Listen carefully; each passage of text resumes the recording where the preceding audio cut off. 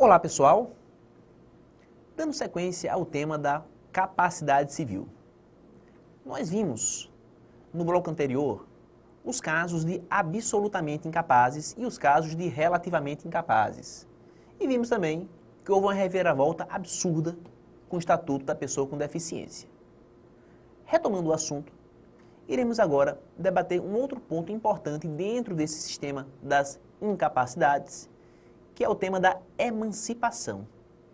Emancipação. Nós sabemos que no Brasil, a maioridade se alcança aos 18 anos. Aos 18 anos, nós passamos a nos tornar maiores de idade. Só que, em alguns casos, a idade legal de 18 pode ser antecipada para uma faixa etária inferior. Quer dizer que uma pessoa com menos de 18 anos pode passar a condição de plenamente capaz. O caso vai ser de emancipação. Então, o que seria emancipação? Joga na tela.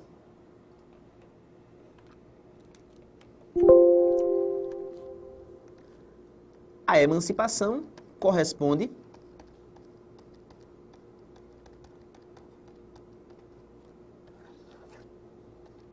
à antecipação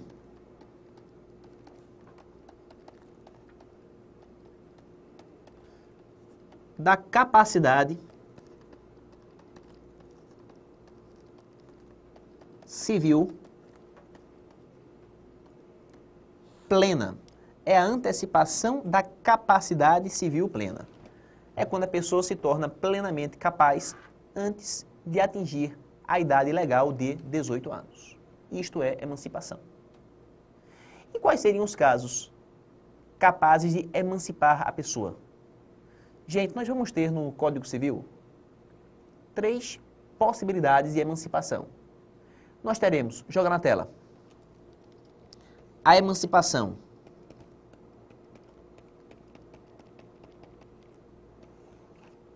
voluntária,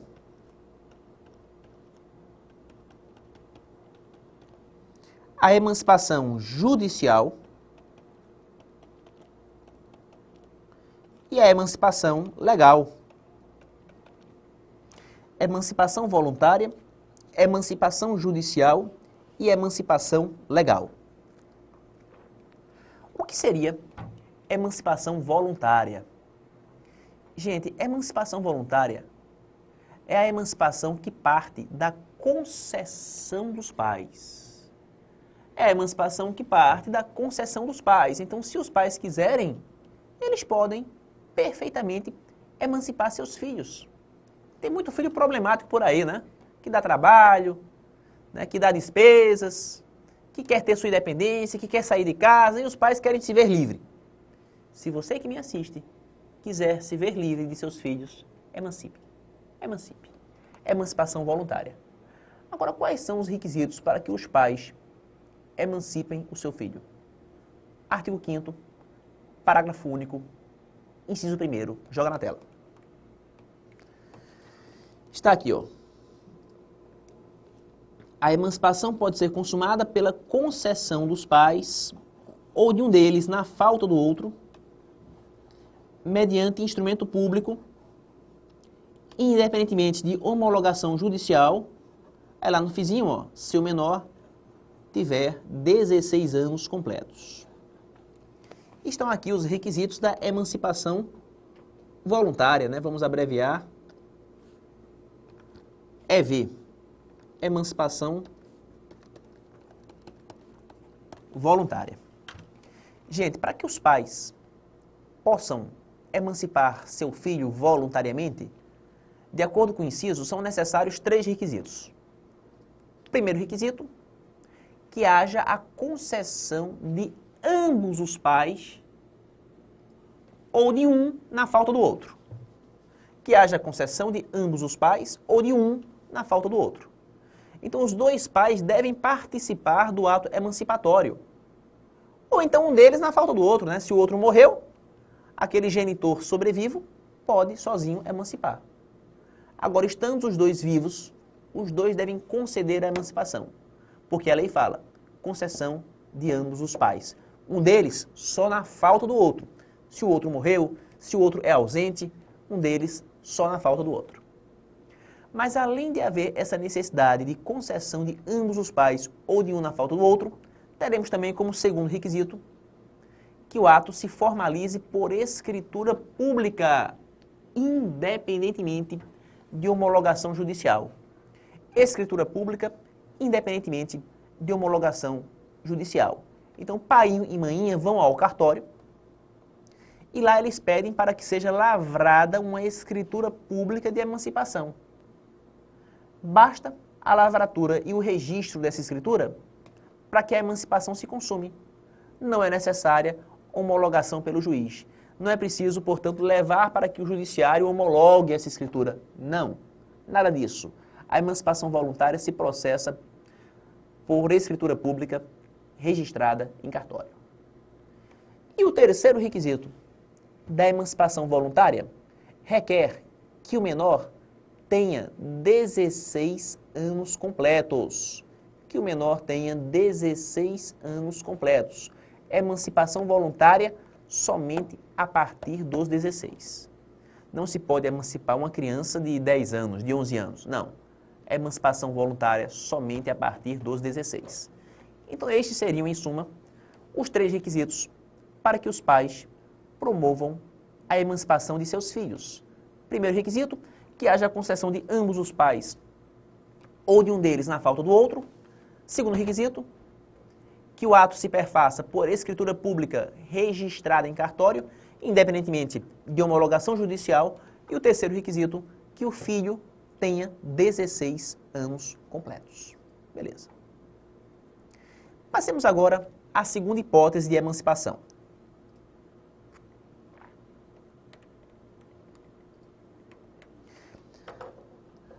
Estamos aqui na emancipação voluntária. Segunda hipótese, emancipação judicial. Gente, quando é que se daria emancipação judicial, hein? Emancipação judicial ocorre quando o menor estiver sob tutela. Quando o menor estiver sob tutela, quando houver um tutor respondendo por ele. Isso acontece sobretudo com os menores órfãos. Menores órfãos são colocados sob tutela. E aí, nesse caso específico, estando o menor sob tutela, sua emancipação será processada por sentença do juiz, ouvido o tutor. Por sentença do juiz, ouvido o tutor. Então percebam, o tutor, ele não vai ter poderes para promover a emancipação, não. O que o tutor pode fazer é levar a questão ao judiciário, para que o juiz decida se vai ou não ser conveniente que se promova a emancipação daquele menor. Menor que deve ter também 16 anos completos. Então, menor sob tutela só se emancipa por sentença do juiz, ouvido o tutor, desde que tenha 16 anos completos. É a emancipação judicial. Voltando lá para o artigo 5º, na tela.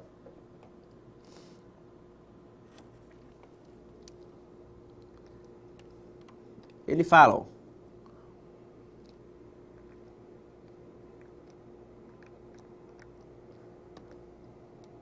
ou por sentença do juiz, ouvido o tutor, se o menor tiver 16 anos completos. Temos aí a emancipação judicial, a segunda espécie de emancipação. Vamos abreviar para EJ, né? EJ seria emancipação judicial. Beleza. E para fecharmos, temos a terceira hipótese de emancipação, que é a emancipação legal. Emancipação legal. Gente, emancipação legal, ela se processa automaticamente nos casos expressos em lei. Ela vai se processar automaticamente nos casos expressos em lei. Então, quando a lei determinar o caso, teremos a emancipação legal automática. São 4 os casos de emancipação legal reconhecidos. Joga na tela. Primeiro caso de emancipação legal, vamos mudar a cor.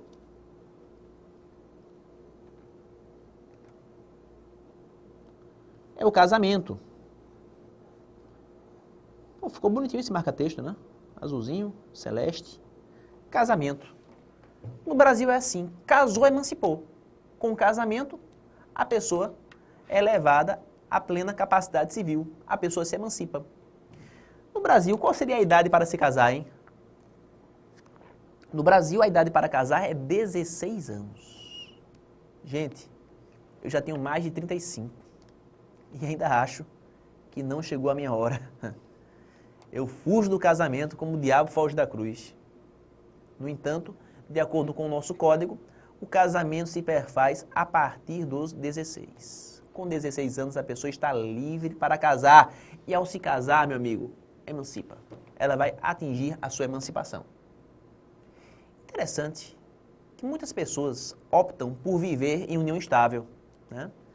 Viver em união estável, se juntar, né? O cara se junta com a mulher, estabelece uma comunhão de vida, constitui família. Aí eu pergunto, a união estável emancipa a pessoa? Emancipação não se obtém por união estável. A lei fala casamento. Tem que casar. E casar de papel passado, hein? Bonitinho. Só o casamento é que emancipa. Se na sua prova eles jogarem com união estável, tá falso. Emancipação somente com o casamento. O segundo caso de emancipação legal, na tela. Exercício de emprego público efetivo. Exercício de emprego público efetivo. Quando a pessoa toma posse em cargo público e passa a exercer efetivamente aquele cargo, exercício de cargo público, emprego público, que no direito civil se equiparam, efetivo. Isso também vai conduzir a pessoa à emancipação. Difícil ver alguém exercendo emprego público efetivo com menos de 18 anos. Eu só conheço um caso.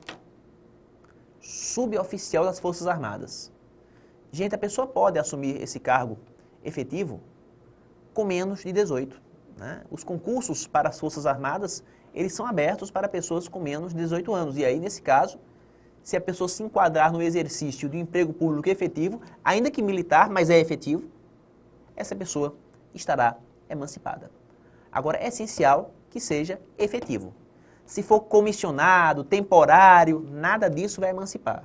Emancipação somente por cargo ou emprego público efetivo. Terceiro caso de emancipação, na tela. Pela colação de grau em curso de ensino superior, né? Colação de grau em curso superior. Gente, uma pessoa que conseguiu colar grau numa faculdade e obter diploma de nível superior, essa pessoa merece ser emancipada. Então, colação de grau em curso superior tem que ser superior. Nível médio não vale. Também conduz o sujeito à plena capacidade, à emancipação. E por derradeiro, o quarto caso de emancipação legal, na tela,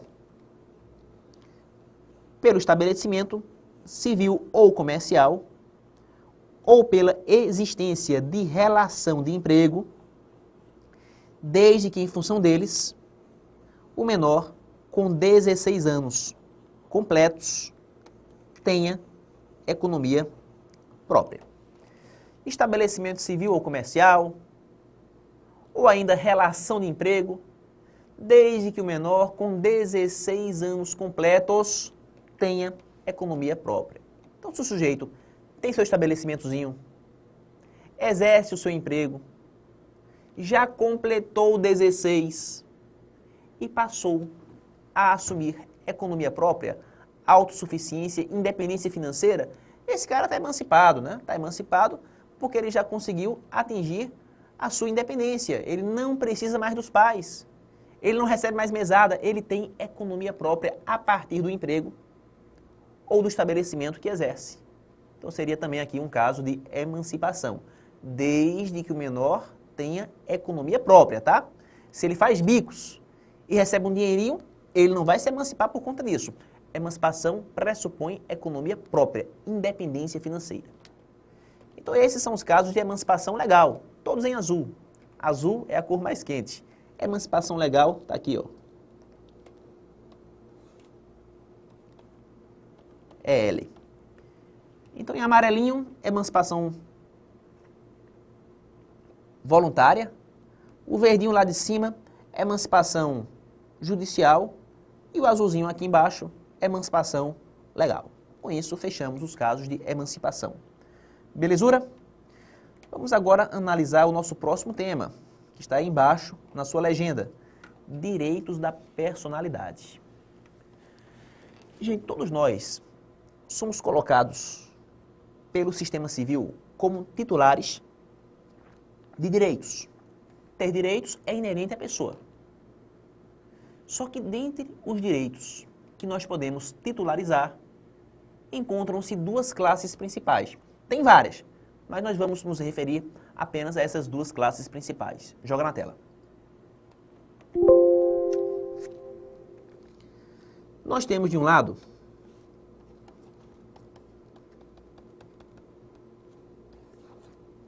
os direitos patrimoniais.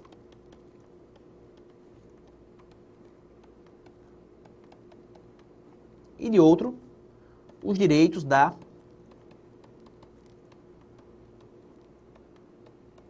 personalidade.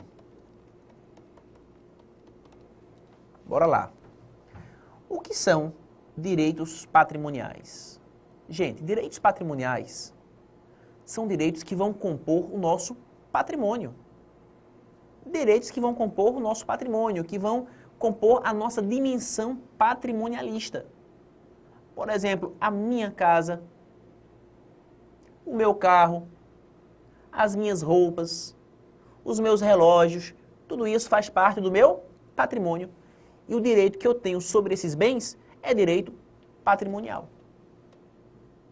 Agora, paralelamente aos direitos de natureza patrimonial, eu também tenho direitos que me são mais caros, que me são mais íntimos, direitos personalíssimos, também chamados direitos da personalidade, como a minha vida, a minha saúde, a minha imagem, a minha palavra, a minha honra, a minha privacidade. Esses direitos são sagrados e vão ser inerentes à minha própria condição de ser humano. E é exatamente desses direitos que nós iremos tratar, direitos da personalidade. Como é que eu posso conceituar direitos da personalidade? Joga na tela.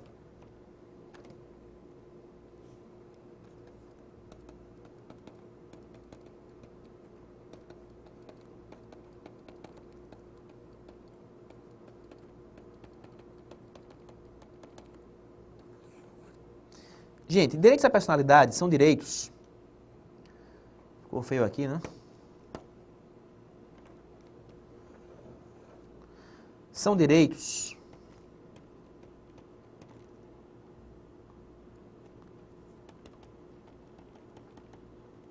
que compõem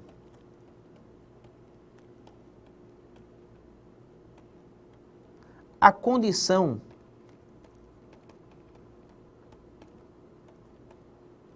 essencial da pessoa, como pressupostos de sua existência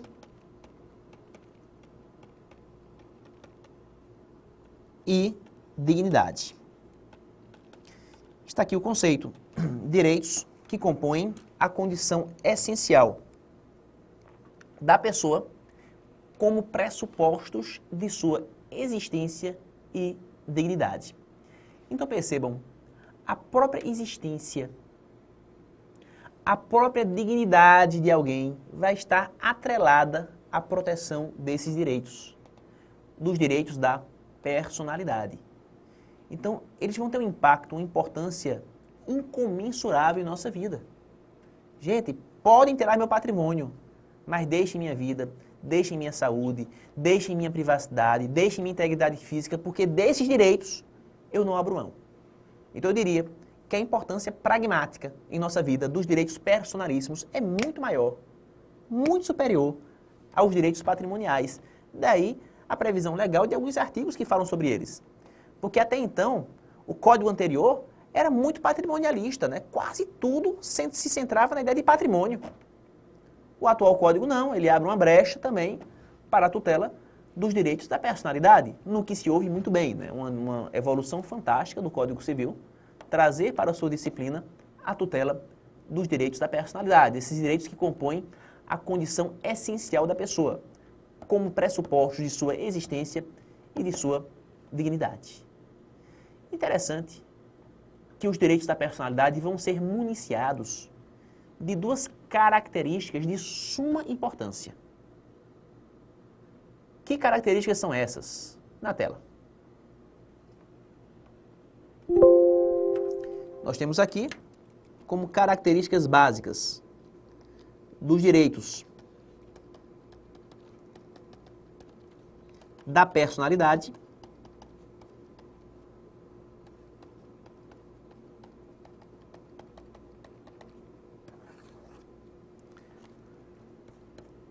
a intransmissibilidade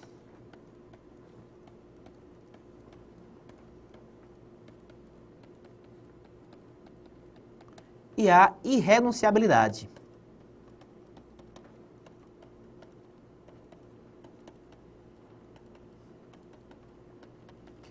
Intransmissibilidade e irrenunciabilidade. Então, muita atenção aqui. A primeira característica dos direitos da personalidade se centra na sua intransmissibilidade. Significa dizer que os direitos da personalidade são direitos intransmissíveis. Eles não podem se transmitir a terceiros. A sua aderência à pessoa é tão forte que eles se tornam direitos intransmissíveis. Seria um absurdo, por exemplo, o cara anunciar no jornal a venda de um fígado, de um rim, de um coração. Não tem como. Eu não posso transmitir a terceiros, com prejuízo à minha integridade física, à minha vida, direitos que me são personalíssimos. Direitos personalíssimos são intransmissíveis, eles não se transmitem a terceiros. Mas, professor, o que dizer da doação de rim? De rim, né? A pessoa que quer doar um dos seus rins. E aí? Essa doação não pode ser feita? Claro que pode. Como conciliar a doação de um rim com a característica da intransmissibilidade? É simples. A intransmissibilidade ela não tem dimensão absoluta. Ela pode ser relativizada. Ela pode ser relativizada, gente, em certas circunstâncias.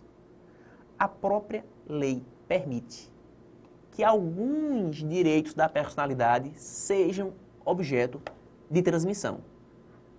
Mas somente nos casos e nas circunstâncias expressas em lei. Nós temos que ter um embasamento legal para admitir a transmissão a terceiros de direitos da personalidade. Quando eu falo em doação de rim, a gente tem uma legislação que fala sobre isso, a Lei 9434/97, que regulamenta expressamente como funciona a sistemática de doação de órgãos no Brasil. Estão percebendo? De sorte que somente observados os parâmetros legais é que nós iremos permitir que se promova a transmissão de certos, não vou dizer todos, de certos direitos da personalidade. Confere comigo o artigo 11 do Código Civil, na tela. De acordo com o artigo 11, está lá, ó, com exceção dos casos previstos em lei, os direitos da personalidade são intransmissíveis. Para aí, com exceção dos casos previstos em lei, os direitos da personalidade são intransmissíveis.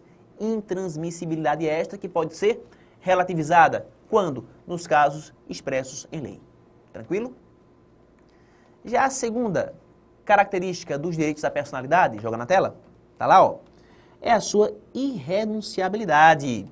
Irrenunciabilidade, significando dizer que os direitos da personalidade não admitem renúncia. Direitos da personalidade não admitem renúncia. Eu não posso ir para o médico e dizer, doutor, o senhor poderia amputar meu antebraço esquerdo? Ah, para quê? Porque eu não quero ele não, né? Para que ele serve? Joga fora. Eu quero amputar meu antebraço esquerdo. Esse tipo de cirurgia pode ser feita no Brasil, pessoal? Claro que não. Porque amputar o antebraço esquerdo, além de representar uma lesão corporal grave, vai implicar renúncia a direitos personalíssimos. Estão percebendo? Direitos personalíssimos são irrenunciáveis. Irrenunciáveis. Talvez você que me assiste deve estar se perguntando, e por que os transexuais conseguem fazer no SUS cirurgia de mudança de sexo? Né? Cortar o bilau. O braço não pode, mas o bilau pode. Eu preferia perder o braço, hein, pessoal? Se quiser cortar meu braço, corte, mas me deixe com o outro negócio. Veja bem, aqui nós temos mais uma vez uma relativização criada por lei. Nós temos leis que autorizam que a pessoa transexual se submeta à cirurgia de mudança de sexo. De sorte que aquela parte do corpo pode ser renunciada, pode ser objeto de renúncia, que a tese da irrenunciabilidade também comporta relativização. Gente, tanto a intransmissibilidade como a irrenunciabilidade podem ser relativizadas nos casos expressos em lei. Se a lei expressamente admitir, a pessoa pode transmitir ou renunciar a direitos personalíssimos. Confere comigo mais uma vez o artigo 11.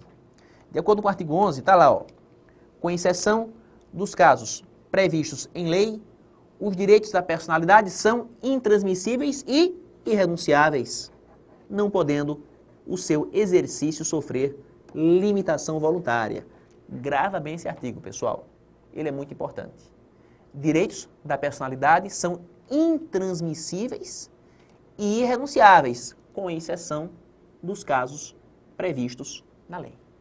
Beleza? E aqui encerramos mais este bloco.